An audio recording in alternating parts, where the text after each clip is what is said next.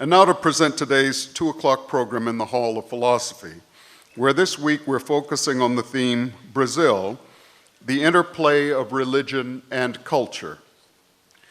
Today's distinguished guest is Kelly E. Hayes, Associate Professor of Religious Studies at Indiana University, Indianapolis. Dr. Hayes earned a PhD in the history of religions at the University of Chicago, our shared alma mater, and has been conducting field research on religion in Brazil since 1997.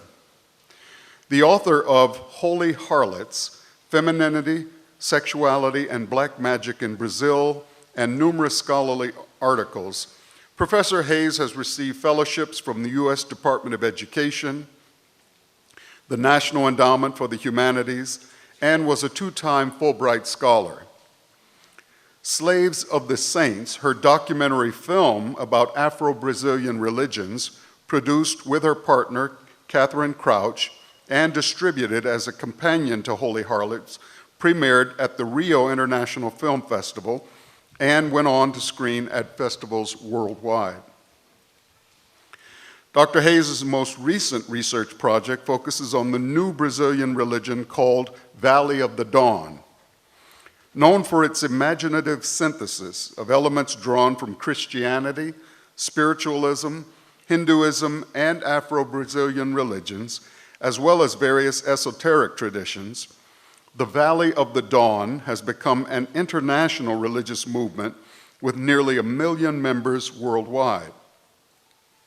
Hayes' article on the religion, Intergalactic Space-Time Travelers, Envisioning Globalization in Brazil's Valley of the Dawn, received the 2013 Thomas Robbins Award for Excellence in the Study of New Religions. The title of Dr. Hayes' lecture is The Enchanted World of the Valley of the Dawn, Envisioning the New Age in Brazil. You will be pleased to note that Dr. Hayes will be doing a book signing immediately after this lecture on the porch in the Hall of Missions, and that her books will be sold there as well. Also note that there is a 4 o'clock program here in the hall, and so we will conclude at 3:15. We are most grateful to the Gertrude Elser Schroeder Fund, which provides funding for this week's Interfaith Lecture Series. So now please join me in extending a very warm Chautauqua welcome to Dr. Kelly Hayes.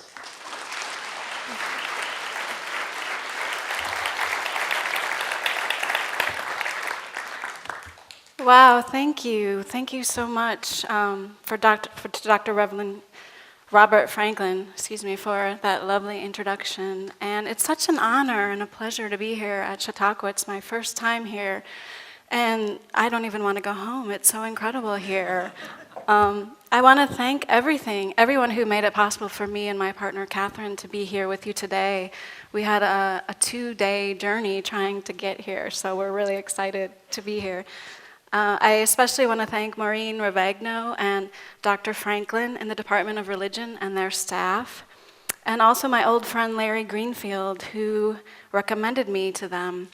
And I also want to acknowledge my partner Catherine Crouch, who is my sounding board, and if what I say makes sense to you today, it's largely because she helps me put it into an articulate framework.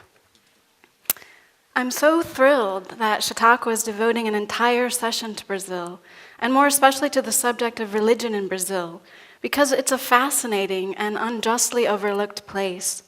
It's fascinating for the variety of religions that you find there, but also because of the incredible creativity of the Brazilian religious imagination, this human proclivity for synthesizing ideas and images and other sources of inspiration into meaningful shared worlds. And I hope to give you a little glimpse of that today by sharing some of my research on the Valley of the Dawn. While Brazil is rightly famous for its stunning natural beauty and exuberant traditions of music and dance, less well known is the country's religious effervescence. If there's one unifying characteristic of Brazilian culture, aside perhaps from Brazilians' love of soccer, it might well be what one writer called a fervent and restless spiritual life. With a variety of imported and homegrown alternatives available to the contemporary seeker, Brazil today is second only to the US in its religious diversity. Much of the discussion about the country's rapidly changing religious landscape has focused on the rapid expansion of Pentecostal Protestantism over the last several decades. But this same time period has also witnessed the emergence of distinctively new religious movements characterized by eclectic and imaginative syntheses.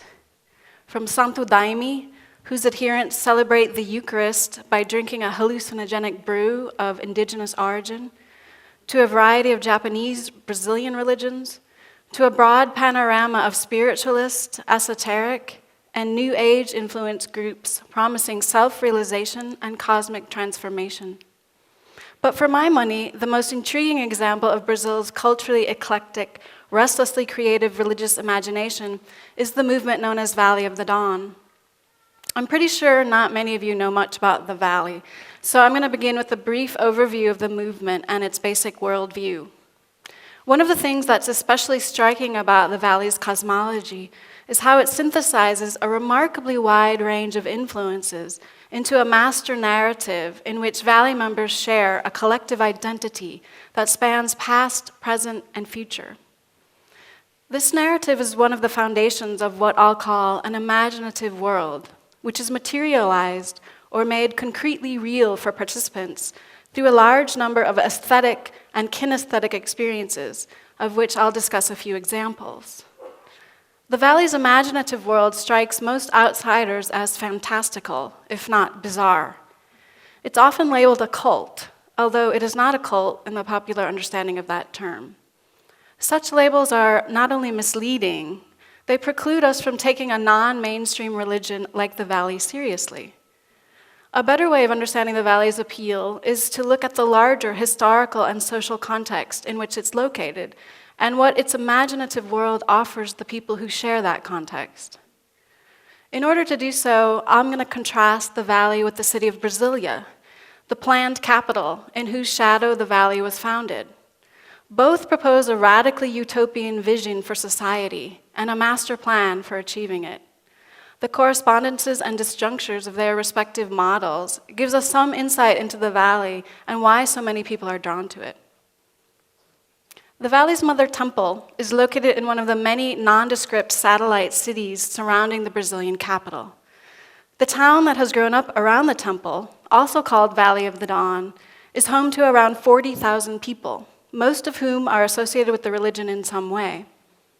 But with 600 affiliated temples throughout Brazil, as well as Portugal, Germany, Japan, Bolivia, Uruguay, and even the United States, it's an international new religious movement. It has more than 800,000 members worldwide, which makes it larger than many better-known religions like Rastafarianism or Scientology, and about the size of the worldwide Unitarian Universalist organization. So for any Unitarians here today, you can appreciate what that means. Known officially as Social Works of the Christian Spiritualist Order, the Valley was founded in 1969 by an itinerant truck driver and clairvoyant named Neva Zelaya, or, as her followers affectionately refer to her, Aunt Neva. As its official name suggests, the Valley's basic doctrinal framework is derived from spiritualism, the belief that after death, the individual continues to live on in disembodied form in a spiritual realm and can communicate with and even influence the living via dreams, through trained mediums, and in possession trance. According to the Valley, some highly evolved spirits work on behalf of humanity as mentors, while other lower-level spirits can provoke illness and misfortune. Spirits continually reincarnate on Earth in order to learn lessons that facilitate their evolution in the spirit world. Woven into this basic framework are elements drawn not only from Christianity, primarily the belief in Jesus as the human incarnation of God who offers a path to redemption, but also Hindu concepts like karma and reincarnation, spirit entities who are venerated in Afro-Brazilian religions, vocabulary drawn from various esoteric traditions, as well as the belief in extraterrestrial life forms and intergalactic space travel. So how do all these influences fit together?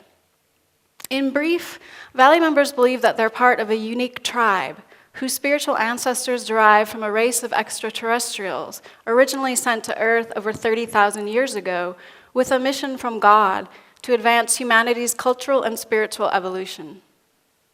Led by a highly advanced spirit known as Father White Arrow, these extraterrestrials and their spiritual descendants were responsible for the evolutionary progression of modern Homo sapiens from earlier species, as well as the technologically advanced constructions of Machu Picchu, ancient Egypt, Easter Island, and other ancient architectural wonders. Over the millennia, these spirits passed through multiple lifetimes in different historical eras and places, incarnating as Spartan warriors, Egyptian royals, Roman legionnaires, Russian gypsies, French revolutionaries, and colonial Brazilians, among others. In homage to their incarnation as a band of Incan warriors led by Father White Arrow at the beginning of Spanish colonization, Valley members refer to themselves collectively as jaguars, an identity symbolized by a stylized feline face patterned after that found on some Incan monuments. Father White Arrow himself, as his name might suggest, is depicted as an Indian chief in honor of this, his final appearance on Earth. The sum total of all of the jaguar's various incarnations across time and space is known as the community's transcendental heritage, a kind of karmic ledger of past lives, deeds and misdeeds, and their karmic consequences. The advent of Jesus marked a turning point in the jaguar's collective history, making possible a form of karmic redemption that the Valley calls the Christic system. By exemplifying Jesus' teachings of unconditional love, humility, and forgiveness, Valley members believe that they, and all human beings, can atone for past errors and return to the path of God. The community's ritual life centers on facilitating healing and karmic atonement on an individual, collective, and even planetary level.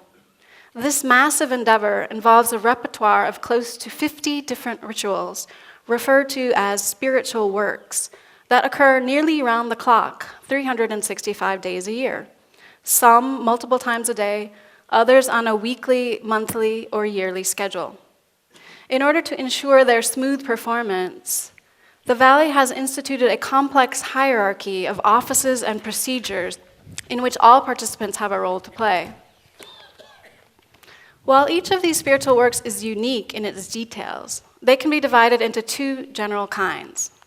The first are rituals of spiritual healing aimed at alleviating human suffering. These are understood to exemplify the Christic values of unconditional love and compassion, and are offered free of charge to all who seek them. The Valley estimates that up to 12,000 people a month visit the temple for healing. The second set of rituals, performed for the benefit of initiated members, is intended to redeem the participants' own negative karma and that generated by key episodes in the jaguar's transcendental heritage. This set of rituals is understood to manipulate spiritual energies in order to liquidate karmic debts accumulated in the past. Members learn how to manipulate spiritual energies in a series of development courses that are taught by trained instructors. These are arranged in a hierarchical series of ranks and initiatory levels. As the individual completes these courses, he or she earns the right to wear specific clothing and insignia, participate in certain rituals, and take on specific duties in accordance with their position within the Valley's complex, multi-leveled bureaucracy. These courses also expose initiates to the details of their shared history as jaguars and their mission of advancing humanity's spiritual evolution. There's a certain urgency to the Valley's mission, however. Like other millennial and New Age groups, Valley members believe that we are on the cusp of a new era, referred to as the third millennium, when the Earth will enter a new phase and the era of karmic redemption will close. At that time, Father White Arrow will return from his astral abode to usher all who have completed the cycle of karmic redemption back to the distant planet of Capella, their original spiritual home. I want to return to this particular envisioning of the New Age later, but for now we can observe how the Valley integrates an array of religious ideas and pop culture memes, everything from beliefs about the mystical significance of the pyramids and the space age era fascination with extraterrestrial life, to millennial expectations, into a sweeping narrative that puts adherence at the center of a cosmic drama unfolding across time and space. In short, the Jaguars were the movers and shakers throughout human history and are at the center of God's plan for the universe. In the course of their passage through history, they also generated negative karma that must be addressed in order to complete their mission. The Valley offers adherents more than just an all-encompassing storyline. One of the most striking things about the religion is how it works to materialize this basic story, and actually I've simplified it considerably, in its complex ritual and administrative bureaucracy, but also through a kind of all-encompassing aesthetic and kinesthetic immersion. Normally, I'd be showing slides, but today I'm going to have to try to impart to you a sense of the Valley's immersive aesthetic using only words. So I invite you to picture in your minds a small town on a high plateau where the sky is so close and so vast, you feel as though you're standing on the dome of the earth. Entering the town, you pass through a large yellow gate with Valley of the Dawn emblazoned across it, bordered by the symbols of a rising sun and a crescent moon, which represent the two kinds of mediumship by which the Valley divides its members. The road leads into the temple complex, where Valley members are going about their business dressed in the elaborate vestments they wear as a kind of uniform. Women in brilliantly hued, floor-length gowns adorned with an array of sequined symbols that sparkle as the light catches them. Although their dresses are sleeveless, the women's arms are sheathed in full-length, fingerless lace gloves, and their shoulders covered by long capes. Many have tiara-like headdresses from which multicolored veils cascade down their backs. Some carry ceremonial lances. A more somber color palette characterizes male attire. Some men wear brown pants and black shirts, topped with short white vests, on which are festooned numerous badges, brooches, and other insignia particular to the Valley. Others sport dark-colored capes that rise into stiff, Dracula-like collars framing the face. Crosses or other symbols adorn the backs of these capes, which fasten to the wrists, so that when the men raise their arms, as they do in certain rituals, the effect is like giant bats flapping their wings. For this reason, people in the area sometimes refer to the Valley as Gotham City. All around you, the Valley's distinctive iconography is rendered in paintings, medallions, jewelry, sculpture, mosaics, badges, bumper stickers, and the most diverse kind of insignia. The Valley has developed a unique architectural style of its own, a pastiche that, to the untrained eye, seems to draw equal inspiration from the aesthetics of the mini golf course, Legoland, and a theatrical production of the musical Hair. And I brought some pictures because you really have to see the Valley to appreciate that. So at the end, if anyone wants to verify that this is indeed their architectural style, please come and take a look at these pictures. Near the temple are a number of specialized color-coded built environments where rituals are performed, including a sizable man-made lake in the form of a six-pointed star. This is where the ritual of the burning star, perhaps the most known of the Valley's repertoire, takes place 3 times a day in accordance with the arrival of a fleet of invisible spacecraft. In an arrangement brokered by Aunt Neva, the spacecraft transport spirits deformed by the great evil they wrought during their lifetimes so that Valley members can clean up their karma and help set them on the path to God. The lake's water is a vital element in this purification process. As a consequence, it's considered inappropriate to drink or bathe in. On a hilltop overlooking the Star Lake is a giant ellipse said to capture and disintegrate negative spiritual energies. A nearby promenade is dotted with 2-story tall, painted images of the Jaguar's spirit mentors, including the Afro-Brazilian deity Iemanjá, who is associated with water. The promenade connects the lake with a pyramid-shaped building whose inner walls are crowded with portraits of individual members' spirit mentors. The pyramid references the jaguar's time in ancient Egypt and is, quote, a powerful integrator and disintegrator of forces, as Valley members like to say. Bright colors predominate in this open-air complex: sunshine yellow, sky blue, red and pink, purple and green. The Valley system of chromotherapy organizes everything from architecture to members' uniforms. A short distance away is the temple itself. Built in the form of an ellipse, the temple is divided into sectors, each dedicated to a particular type of ritual and possessing its own predominant color scheme. The rituals themselves are structured as performative enactments involving choreographed gestures, bodily postures, courtly processions, invocations, mantras, implements, and accessories like amphoras, or the aforementioned ceremonial lances. Each requires multiple actors, and the Valley posts a work schedule monthly in order to ensure that the posts are filled. The smell of incense made from a local species of tree is pervasive. Hymns composed by the founder are broadcast over loudspeakers at regular intervals. So as you can imagine, the result of all of this is a full-bodied experience which offers adherents total sensory immersion in an imaginative world, an enchanted world that is understood to be a reflection of the spiritual realities revealed and brought to the terrestrial world by Aunt Neva. Now, to be clear, I think all religions construct imaginative worlds, but I have not encountered any that are as elaborately realized and lavishly produced as the Valley's. Not surprisingly, the Valley has attracted a significant amount of media interest.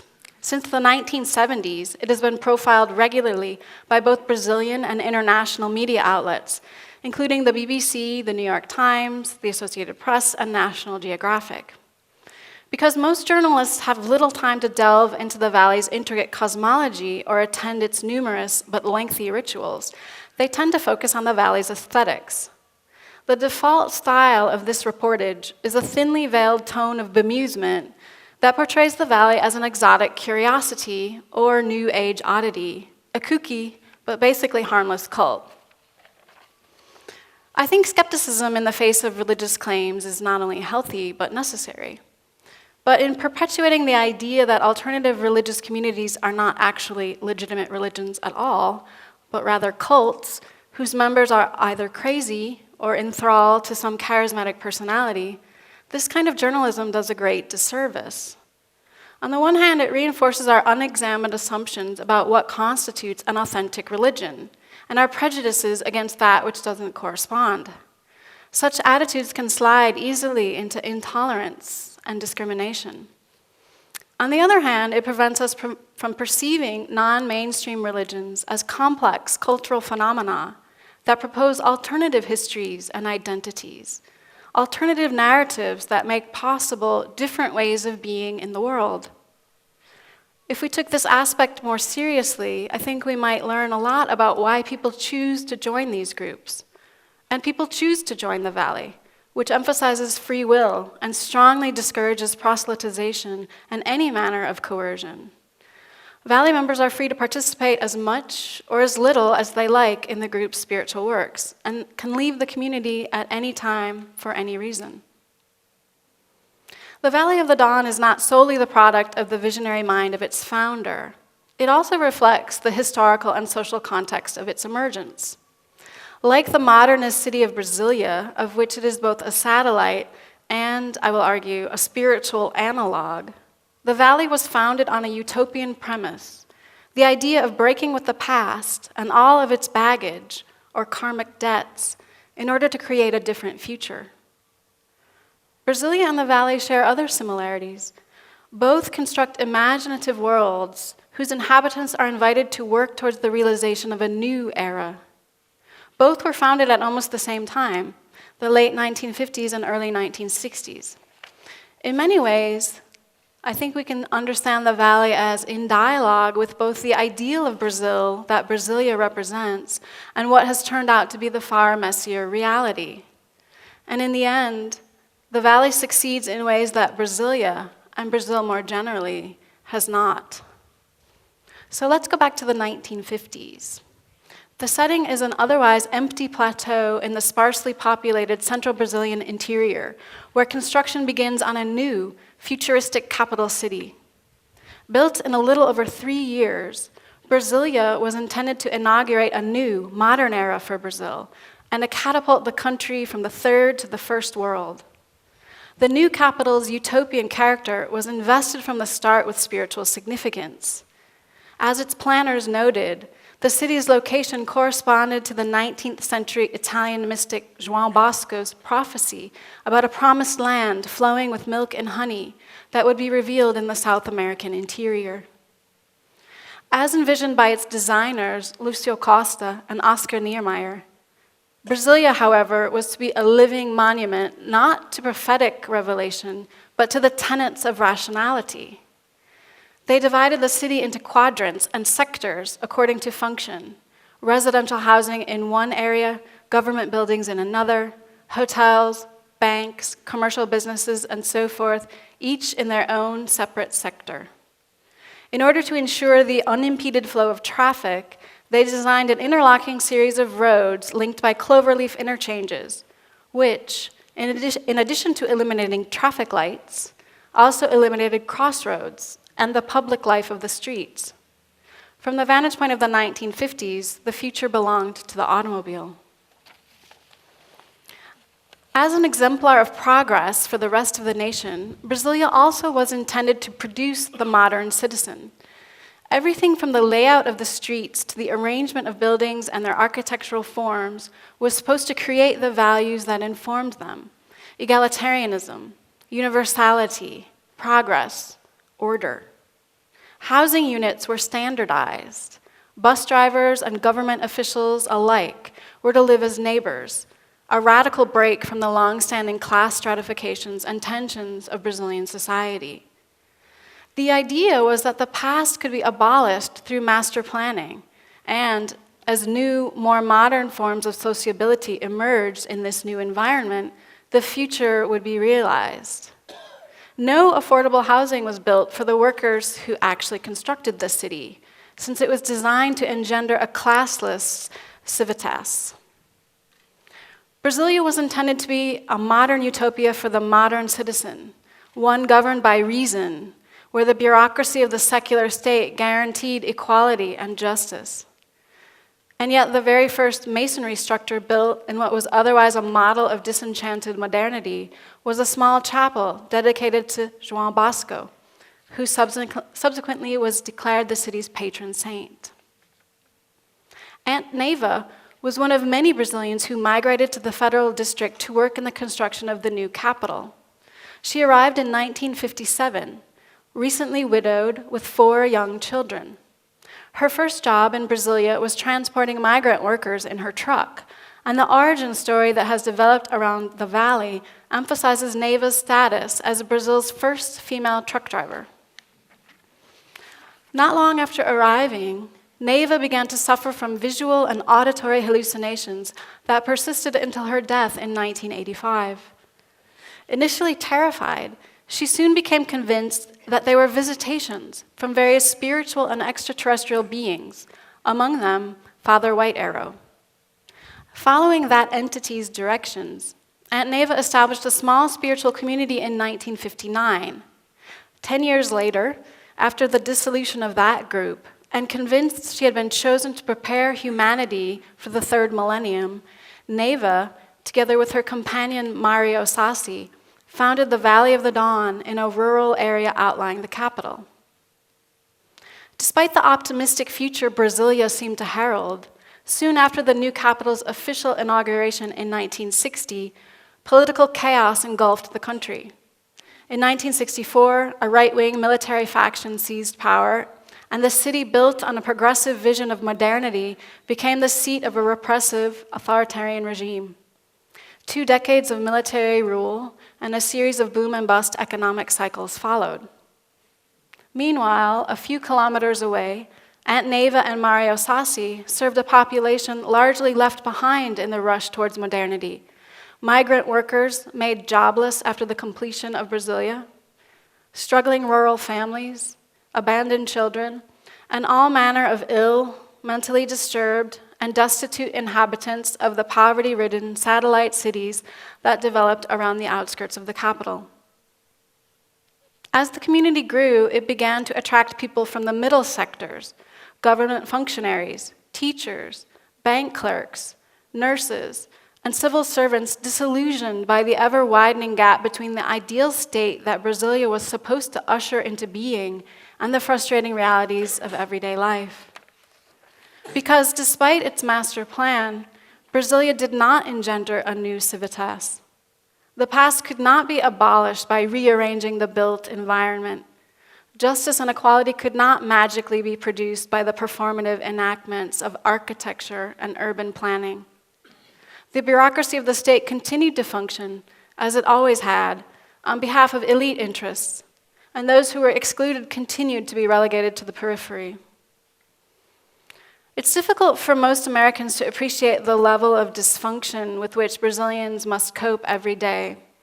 The audacious and routine graft of politicians, the state's Kafkaesque bureaucracies, a violent and corrupt police force, lack of public security, precarious infrastructure, chronic mismanagement of public resources, inadequate health care, underfunded schools, high taxes, rampant petty theft, and as a kind of final humiliation, long lines for everything from post offices and banks to grocery stores. For many years, the combination of runaway inflation and an unstable currency made workers' salaries worth less at the month end than they were at the beginning. And even after nearly a decade of economic growth, Brazil has made little progress in addressing its various forms of government and civil dysfunction. This is the backdrop for the recent wave of protests that accompanied the World Cup. And I think it's the backdrop for understanding the continued appeal of the Valley of the Dawn. Among other things, the Valley offers an orderly world that works, a bureaucracy that functions, a hierarchy through whose ranks all can rise by dint of effort, a form of work in which people feel that they achieve something positive and valuable, a place where everyone has access to resources that lead to greater self-mastery and dignity. Perhaps more importantly, the Valley gives its adherents a sense that they can understand and control their lives, something that for many people is difficult to achieve in modern Brazil. While people join the Valley for different reasons, to a person, the Valley members I've interviewed emphasize the sense of fulfillment and inner peace that they derive from their spiritual work. They appreciate the development of self-awareness and spiritual growth that the Valley encourages, and its emphasis on humility and compassion. As one woman told me, the Valley, quote, teaches you to know yourself and to know your spiritual powers, without demagoguery, without thinking that you're better than anyone else. It teaches you that you yourself are your biggest treasure, your conscience, your mind, your spirit. And this empowers you so that through the lessons you learn by living out the doctrine every day, you see what you can improve in your life and how you can correct the errors of the past. You see that the pain of the other person is always greater than your own, end quote. While the Valley respects the individual and recognizes free will, people are not seen as self-creating, autonomous monads, free of the entanglements of the past. Rather, they are equal members of a larger community who share both a past and a transcendent purpose. And in contrast to Valley members' daily experiences as Brazilians, as Jaguars, they're at the center of history and society, not its margins. The Valley is a capital in its own right, the center of a global empire oriented towards spiritual evolution and collective redemption. In other words, the Valley is the ideal of Brasilia, transposed to the spiritual plane. So I'm suggesting that in key ways, the Valley models an alternative to the modernist project as it took form in Brazil, a project symbolized most concisely in the state's master plan for its capital city. Unlike that project, which tried to abolish the past in order to create a new future, the Valley does not negate history, but proposes that we must confront the past and its errors in order to produce the future we desire. To be sure, the Valley's version of history is not that of historians. It's a mythological narrative That is a story that is not about events per se, but about their meaning. The mainstream sees the Valley as a kooky cult and Brasilia as an audacious, if problematic, work of genius. But what many people fail to see is that the Valley manages to realize the very ideals that Brasilia was supposed to accomplish: an orderly world structured by the principles of equality and justice, in which all participants are able to evolve through hard work and merit. The irony of Brasilia is that the past had no place in its vision of the new era, and in this refusal to recognize the weight of history, it ended up reproducing the very same inequalities, the very same debts and crimes of the past.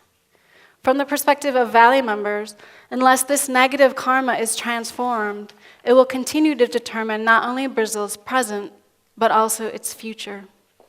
Thank you.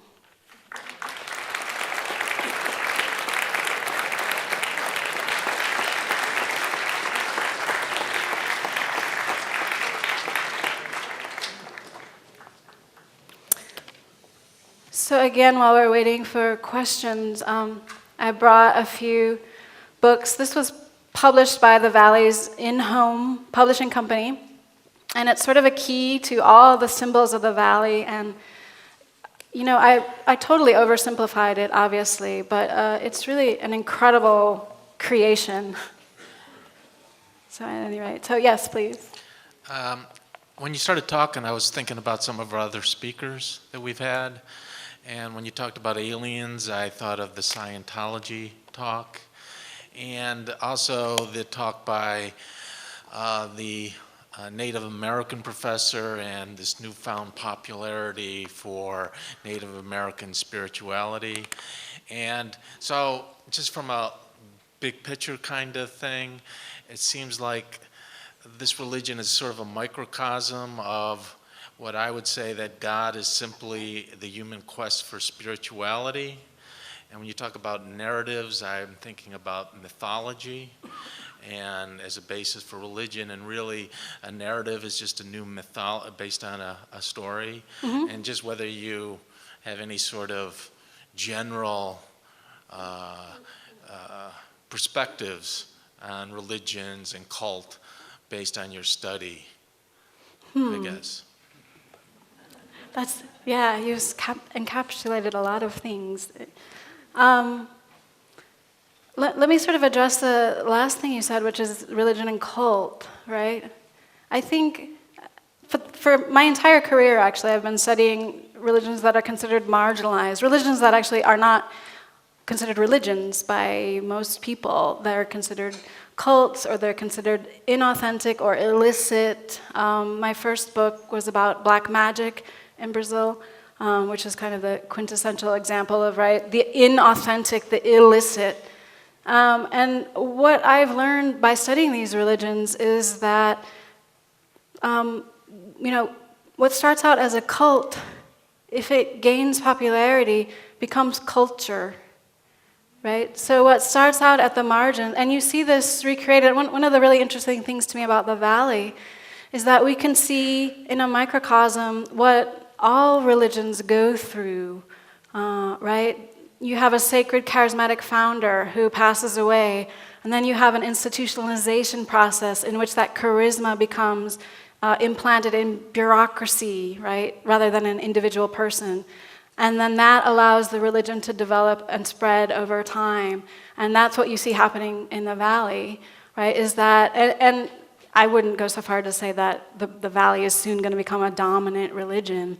But I mean, you see this same thing reproduced. It's the history of Christianity. It's the history of Mormonism. It's the history of many religions. So this distinction between cult and religion doesn't make a lot of sense to me personally. I think it's really a way of marking, when you use that kind of terminology, marking your own unexamined assumption about what constitutes an authentic religion and distancing it from someone else's. Not to say that there aren't charlatans, not to say that there aren't people using religion to make claims to advance their own personal agendas. I mean, I think that's part of all religions, actually. You find those people in Christianity and any other religion as well.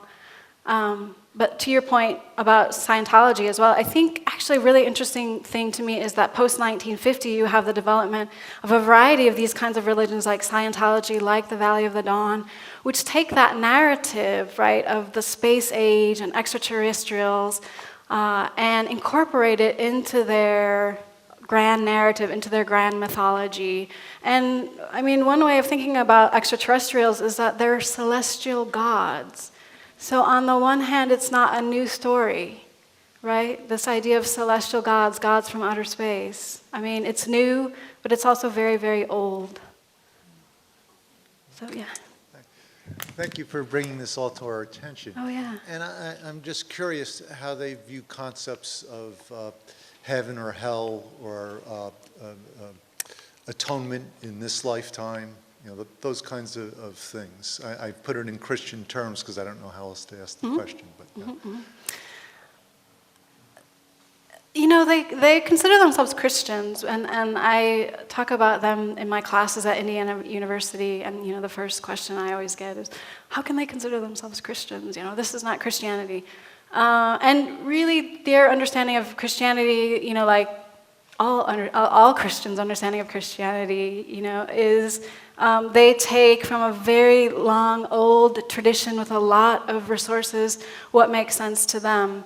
And so for them, the real important thing about Christianity is Jesus. And they see Jesus as this advanced, highly evolved spirit who came with a path of redemption. And in their understanding, this path of redemption actually has to do with karmic redemption. So they don't really talk about heaven and hell, certainly not as places that you would go. It's more this idea that we are all spiritual beings. We all are reincarnated, according to the Valley. And we come back to Earth to learn the lessons that will facilitate our spiritual evolution. And we keep coming back until we learn those lessons. And the lesson for Valley members is unconditional love, tolerance, humility. And if you can embody that, which, for many people is the absolute heart of Christianity. And so while they don't really talk about heaven and hell in more traditional ways that Christians talk about it, I think that they certainly do have a notion of a paradise, right, a heaven, that's going to be realized during the third millennium when the jaguars are going to return to their spiritual home. I think they would see hell as, although they don't use this terminology, as suffering in this life and the challenges that you face. So I hope that answered the question. Yeah. Hi there. Last year I lived in Brasilia for about a year, and it was my hope to visit the Valley of the Dawn. But the local Brazilians who lived in Brasilia told me that there was an increase in drug use, and especially in the rituals in the valley, and they really suggested that I don't go out and visit the satellite city where the valley was. And they said it was a contemporary kind of phenomenon across the last 10, 15 years. I wonder if you could speak to that for me. Yeah, that's a great question, and thank you for bringing that up. It's absolutely true. The Valley has had a huge increase in drug use and crime. I spent a lot of time there in 2012. I was fortunate to have a Fulbright. And Valley members were very concerned with this. What's happened in the Valley is that it originally started out as a large piece of land owned by Aunt Neva, and she began to give plots of land to her followers. And at some point after her death, she had 4 children. The 4 children are alive today. They continue to run the valley. The sons began to sell off the lots to people who are not members of the community. And so today, the valley, as I mentioned, has about 40,000 people living there. It's quite a large place, but not everyone is a member of the religion. In fact, you find other religions present there. But like any city, particularly in the satellite cities surrounding Brasilia, you have the very same problems that you have in any urban context, here in the United States as well. The valley, unfortunately, because of the way that it developed, it doesn't have a lot of options for young people. There's no cinema, there's no really recreation, there's only one school and one clinic to serve a population of 40,000 people. And so, like you find in all places of the world, you have drug use, you have spray painting, you have the kinds of activities that young people are involved in. Unfortunately, because of the way the police force is set up in Brazil, the Valley doesn't have their own police force. So they're actually considered a part of a larger town called Planaltina, but they're like 6 kilometers away. So they don't have police in the actual town. So while I wouldn't consider it dangerous for tourists necessarily, I mean, I think you have to be careful wherever you go. I think some of it, Brazilians particularly when they're talking to someone who's not from Brazil, they want you to have a good experience, they want you to be safe. So, I would always take those warnings with a grain of salt. But it is absolutely true that there are the same problems in the Valley of the Dawn that there are everywhere else. And they're very concerned about it. They actually very recently stopped doing the ritual of the burning star for about a week because there had been, people were getting robbed who were there. So they've been trying to get a local police force, and like I mentioned, there's a lot of problems with bureaucracy in Brazil, and so that hasn't happened yet. Yeah.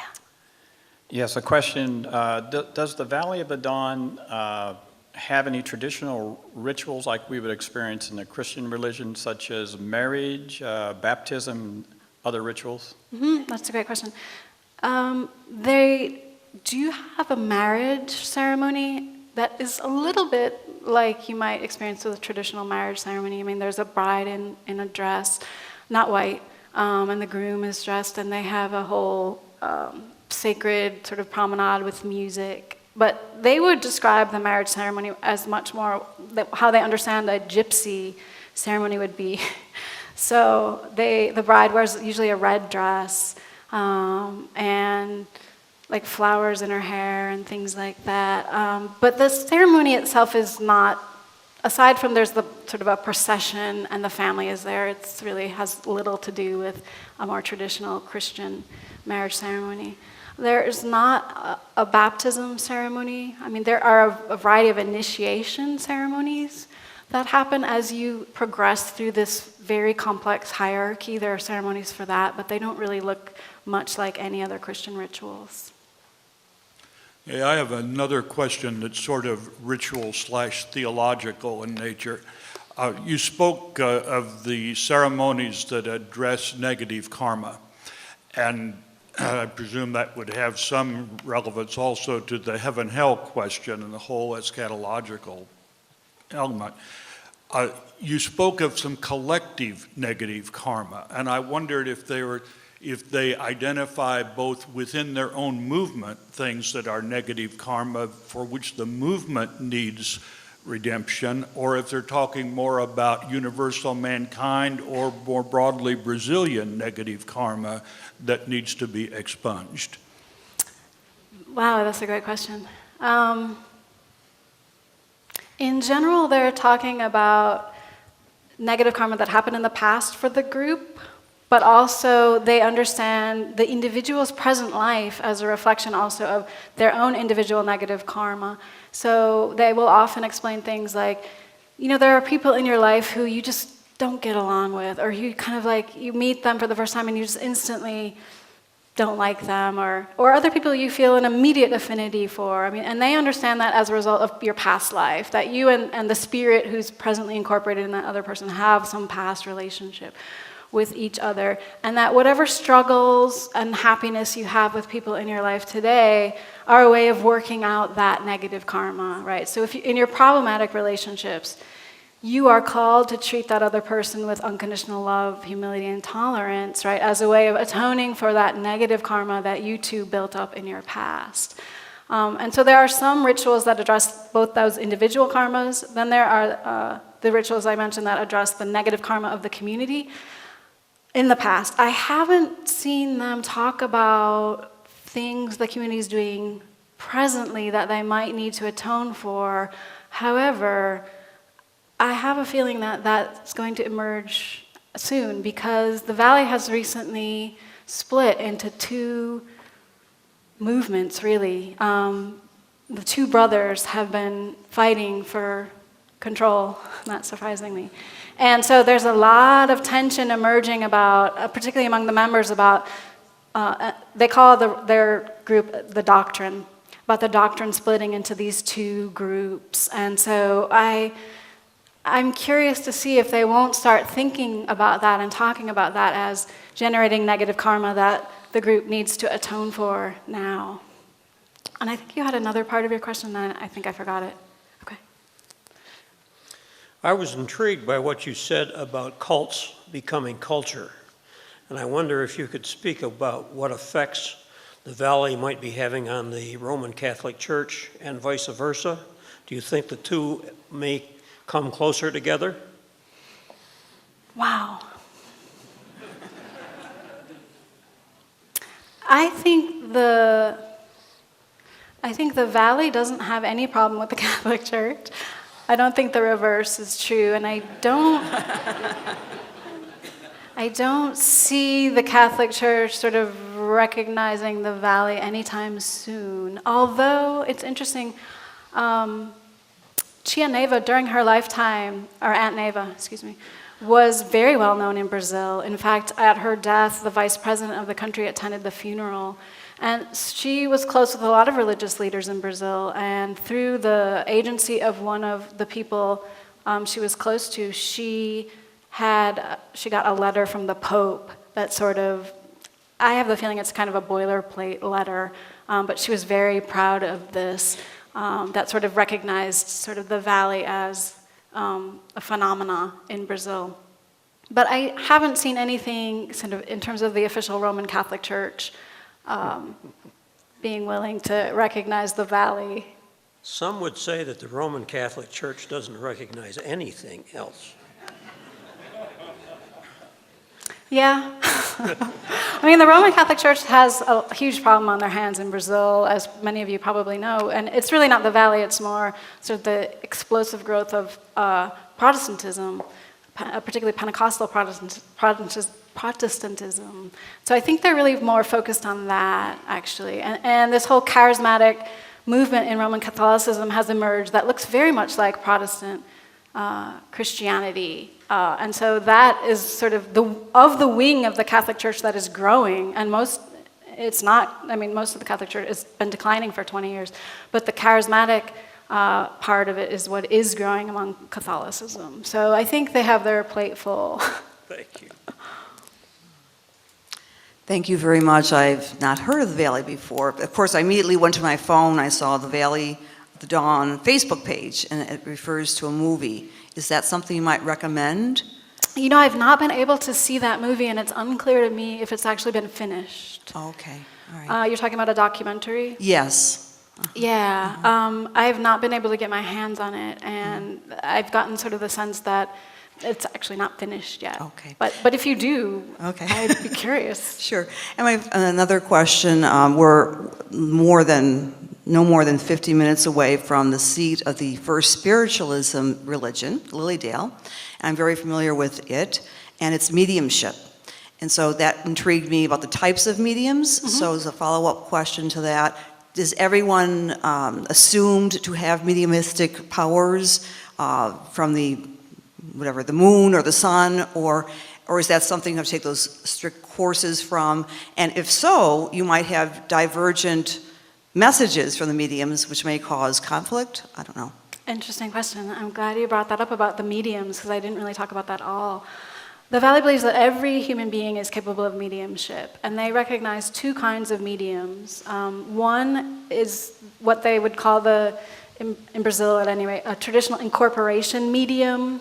And so this sort of comes more from the African traditions that were brought to Brazil, but it's basically the idea that a medium who's an incorporating medium actually goes into a kind of unconscious trance, and the spirits incorporate in the medium. They actually manifest themselves and they talk. So that medium is associated with the symbol of the moon and the color silver. So if you take a look at any of these pictures, you'll see that one of the predominant divisions in the membership are people who are wearing things with gold accents and people who are wearing clothing with silver. And so that's that, right? The silver is the incorporation medium. And the other type of medium what they believe is Aunt Neva's great contribution to humanity is what they call the doctrinator, or the indoctrination medium. And that medium, they believe, actually does not go into a trance, but retains their conscious abilities and is able to indoctrinate the spirits that are incorporated in the incorporation medium. And so the mediums always work together as pairs. And the indoctrination medium is associated with the sun, the symbol of the sun, and the color gold.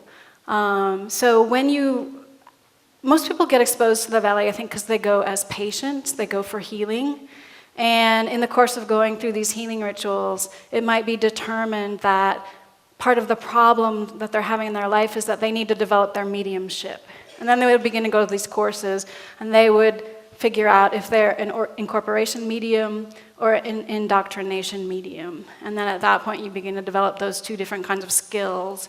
And like I said, they always work together. But there is an interesting thing that most indoctrination mediums tend to be men, although not exclusively, and there's certainly no rule that they have to be. And most incorporation mediums tend to be women. So there's this interesting way that sort of divisions of gender get played up into the whole question of mediumship. Hi, and thanks very much. I really enjoyed it. I wondered if you'd be willing to say a little more about your kind of methods of research. I know there's been a bit of a debate in anthropology and religious studies lately on engaged participation when you're studying another religion.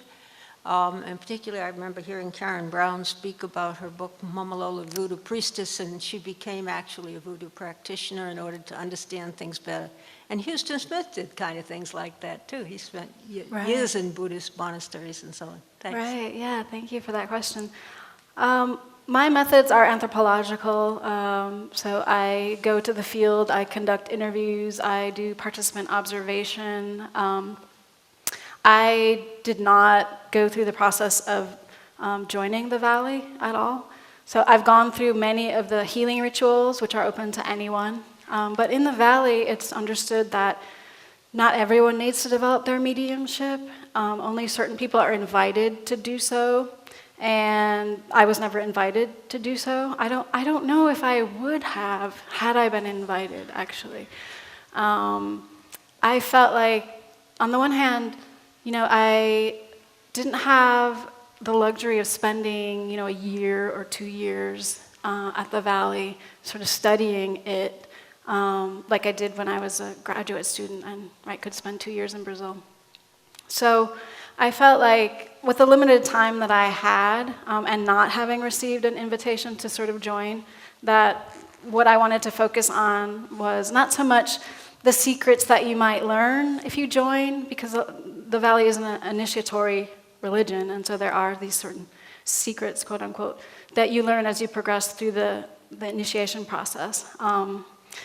What I was really more interested in is, how does this work in people's lives? What are they getting out of this? What do they bring to it? How does it provide them with a narrative, which is what you were mentioning, right? A narrative in which they can understand themselves and maybe create a new way of being in the world. And so for that, I didn't feel like I needed to necessarily be initiated. And like I said, I don't know how I feel about that. I spent a long time studying the Brazilian version of voodoo, and I was never initiated into that either. I was never asked to, but I also think would be fundamentally dishonest of me to do so, because I don't necessarily believe in the same things that are strongly encouraged that you believe in. Yeah. I wanted to ask a question about the mythological sources of the idea for Brasilia and then for the Valley of Dawn, and whether there's a gender element you've speculated about. And it's pretty interesting that Aunt Neva's, that the character that came to her was Father White Arrow, and which also sounds kind of racist, but I don't know how that plays out, and how that gets contrasted in your mind as you were working on it with sort of the mythology of Brasilia that was going on in the mind of the planners or informing their plan. Mm-hmm, So. mm-hmm. I'm glad you sort of framed it as mythological narrative, actually, because I think that's happening in both of these cases, right? The sort of mythology of Brasilia, of the modernist, the great modernist city. And if I've strongly encourage you, if you've never been to Brasilia, to check it out. It's a fascinating place. I mean, it's built in the shape of an airplane. It is incredibly rationalized. And of course, human beings don't live that way. I mean, it's kind of, on the one hand, it's a disaster because, you know, all the housing is in one area and, you know, all the whatever banks are in another area and there's no traffic lights. The traffic is crazy. There's no really life on the street. It's kind of, on a functional level, it doesn't work in a lot of ways, but it's a beautiful myth, right? This idea that we could create a just and equal and fair society through architecture. Would that it were so simple. And I think, and I didn't necessarily explicitly say this in my talk, but the Valley's doing a lot of the same things, right? They also have their own highly organized architectural style in which everything is sort of segregated by function, right? You have these, the temple itself is completely segregated by the function of the rituals that are taking place in these different sectors. So in many ways, as I was there, I was sort of thinking about both Brasilia and the Valley as in some ways mirror images of one another. Or maybe a better way of thinking about it is they're different ways of dealing with modernity. And different ways of doing that by people who are situated differently in terms of their position in Brazilian society. And so this sort of mythology of the new era, that you can create the future through constructing space in a certain way, was sort of fascinating to me. And I sort of, you had a lot of things packed in, I don't know where you went, a lot of things packed into your, thank you. Part of it was about gender. Gender. Yeah, even though Aunt Neva was a woman, I mean, there's no particular feminine thing going on in the development of that. Yeah, I think Aunt Neva, right. Aunt Neva was a very traditional lady in a lot of ways. I mean, she was a truck driver, which is very unusual. It still is very unusual, right? Just as much in Brazil as it is here in the US. But on the other hand, she was very traditional in a lot of ways. So I think you see a lot of her personality in the religion, but one of the interesting things that I didn't talk about is that she had a spiritual community that she founded in 1959 that only lasted for about 10 years and then dissolved. But it wasn't really until she met her husband, her partner, Mario Sassi, and they founded the Valley, that she achieved success. And I think it's largely because in her and her partnership with Mario Sassi, you had a kind of replica of the charismatic medium and the logical, reasonable doctrinator. Because Mario Sassi was the one who systematized her visions and really gave them a theological framework. And so you have those traditional gender relationships, right, that are playing out in her life that are then reproduced in the Valley, and that makes sense to a lot of people. And so you do have this tendency, and Valley members will say, you know, well, you don't have to be a man to be a doctrinator. But you see sort of more on that unconscious level where these traditional gender ideas that men are more rational, that women are more emotional, women's bodies are more invaded by other beings, or perhaps women are more accustomed to having other beings in their body, like babies, for example, right? But so you have that played out. But I certainly wouldn't call Tia Neva, or Aunt Neva, I'm sorry, Chia is the Brazilian for aunt, a feminist in any way. In fact, in the administrative bureaucracy of the Valley, it's all male. And had she lived, I don't know that that would have necessarily been the case. But I think she shared the same prejudices of the people of her time. Yes. On a personal level, I'd love to see the research that buttresses your assertion that there are 800,000 Unitarian Universalists worldwide. We can do that as a sidebar conversation, but I would like it if you would define for me the term diasporan religion. Okay.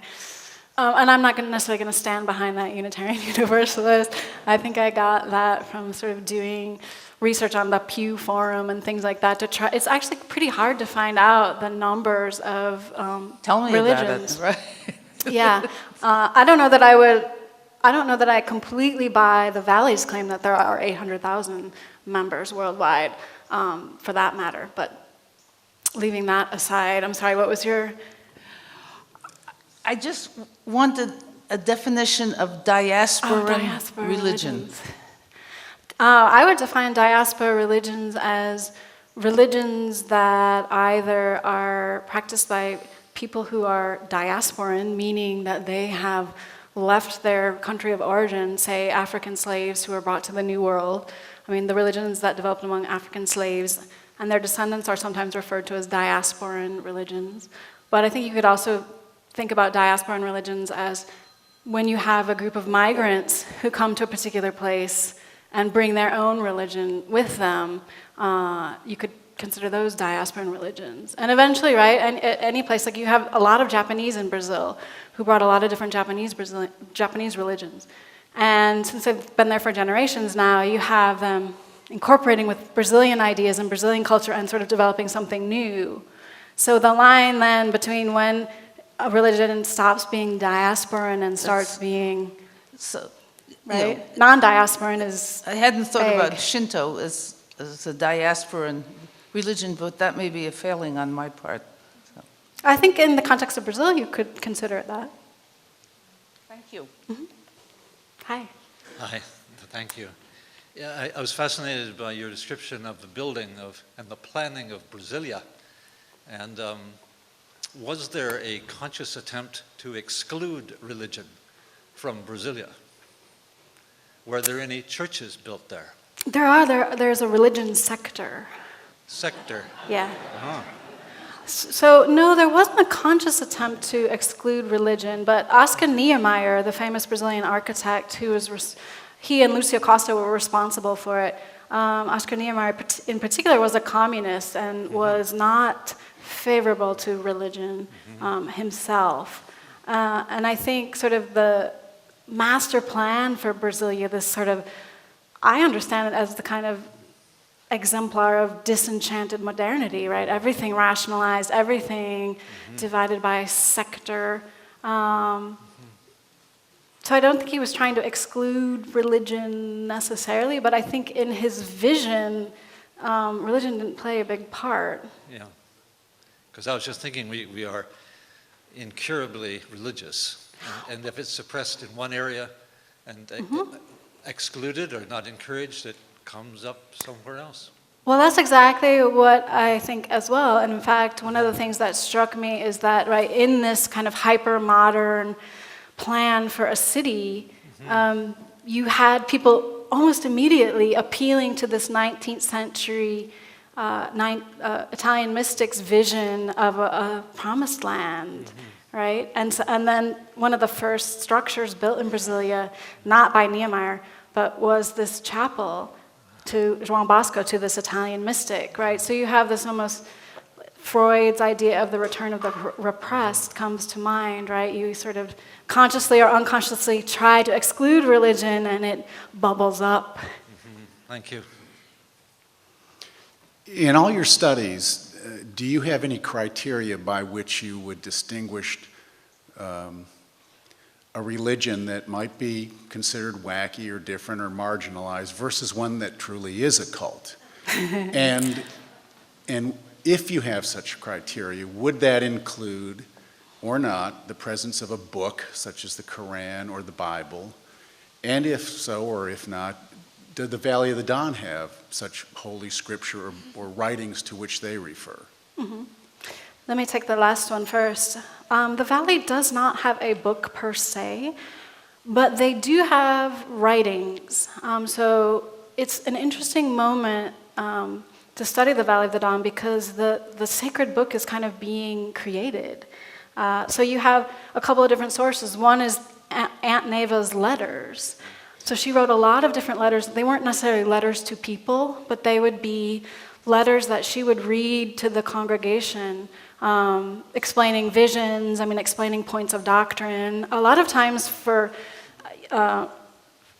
if you're not sort of in her head, they don't necessarily make a whole lot of sense, which is why Mario Sassi was very important, her husband, who sort of systematized these and developed this theological framework. And so you have his writings as well.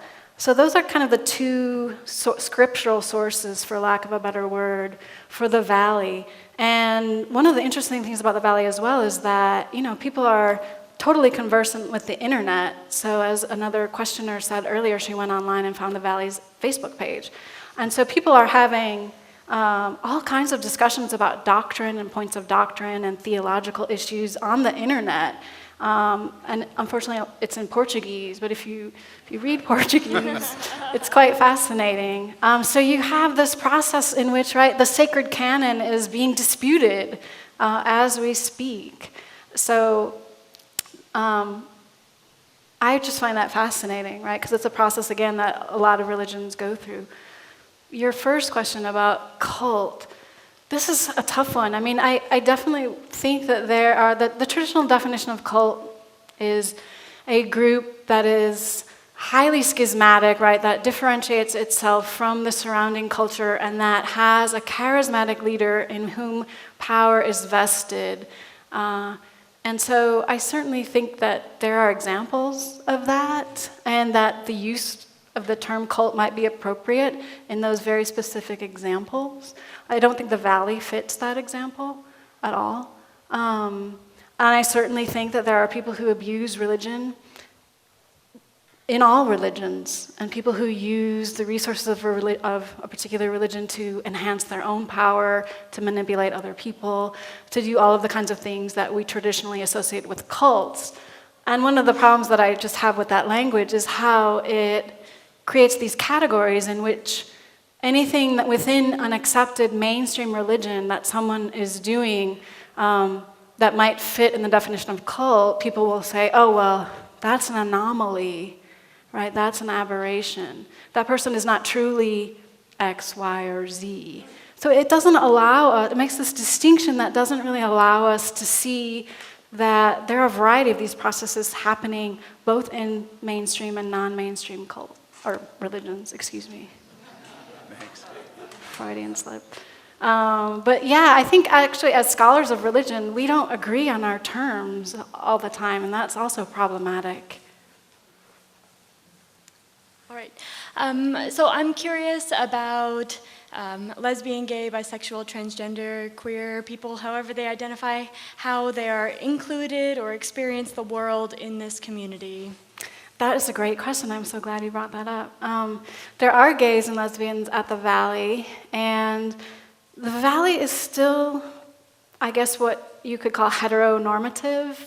It's certainly there, the very traditional notions of gender, as I mentioned earlier. The ideal is that a husband and a wife work together as mediums, so one would be an incorporation medium and the other one would be a doctrinator. That's not always the case, but that is sort of the ideal. Having said that, I met a lot of gays and lesbians who are there. They can't get married, so at this point in time, the religion does not recognize or does not perform a marriage ceremony for them. And people come to their own individual understandings of that in their own daily lives. But they really emphasize love, tolerance, and humility. And so while there are people and there are people, a lot of people might come with their own prejudices. Sort of at the level of official doctrine, you'd be hard-pressed to find theological sources to justify discrimination against gays, lesbians, transsexuals. I haven't met any transsexuals, so that might be problematic for them. I'm not sure. Thank you. Professor Hayes, before we conclude, I'd like to ask just one final question. You didn't talk about money, and one of the questions or issues that raised eyebrows last week, certainly for me and many of us in reference to Scientology, is what I'd characterized as the monetization of piety. That is a graduated fee structure. The the deeper you get into the faith, the more it costs. And I'm just curious, are there financial obligations or expectations applied to members? Yeah, that's a great question, and I'm really glad you asked that. So the Valley's finances that I mentioned earlier, right, they offer spiritual healing to anyone who shows up, and they don't ask for money, and there's really no pressure to give money. However, once you begin to get involved, you need to buy all the uniforms, you need to buy the brooches and the insignia, and as you progress through the hierarchy, you have different clothing, different insignia, different brooches, and many of the people who own the stores in which you buy these items are the family of the founder, who control a large number of properties in the Valley area.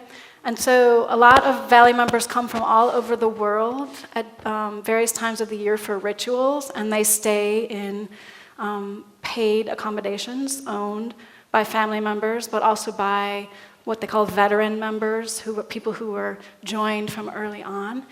So there's a stream of revenue that's controlled by the family, and there are a lot of eyebrows raised about that. Am I doing that? There's also the head of the Mother Temple, Aunt Neva's son, also was involved in local politics, and so there is scuttlebutt that he might have diverted state monies. He certainly lives in a very wealthy house. So there are, and Valley members are aware of this. I mean, there's all kinds of questions about the finances. But so for rank and file members, there is the outlay that you would have to purchase the things. If you can't afford that, there is a whole sort of charity unit in which you can, people donate, and you can have access to all of these things that you need to be a member. So it doesn't preclude, you don't have to have money to participate. There certainly is room for people who don't have the resources, but once you do get involved, it can be a considerable outlay. Mm-hmm.